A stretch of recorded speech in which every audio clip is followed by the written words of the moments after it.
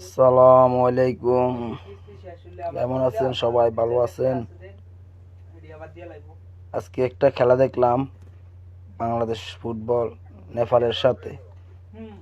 আসলে বাংলাদেশের cricket, football এগুলো দেখে বাংলাদেশের দর্শকরা, বাংলাদেশের পাবলিক কখনো খুশি হতে পারেনি। আজকে আমরা নেপালের সাথে জিতা ম্যাচ ড্র করছি। ওই যে মনে আছে আপনাদের, হংকং এর সাথে আমরা ড্র ম্যাচ লাস্ট মিনিটে গোল খেয়ে যে হেরে গেলাম, সেম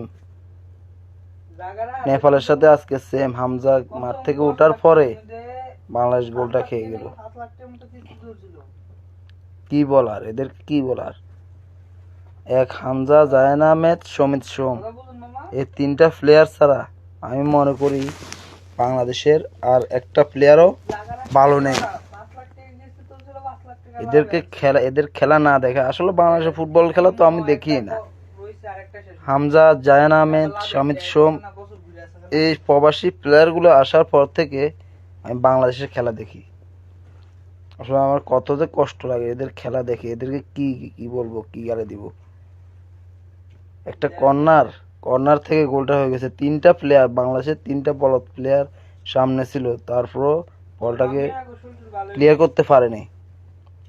এরা খেলবে বিশ্বকাপ, এরা খেলবে এশিয়া কাপ। হাসি আসে এগুলো শুনলে। আমি মানি ইন্ডিয়ার সাথে বাংলাদেশ হয়তো জিততেও পারে, কিন্তু হামজা যদি না থাকে ইন্ডিয়ার সাথে বাংলাদেশ 5 গোল খাইব। এটা মনে রাখিয়েন। কি বলেন আপনারা?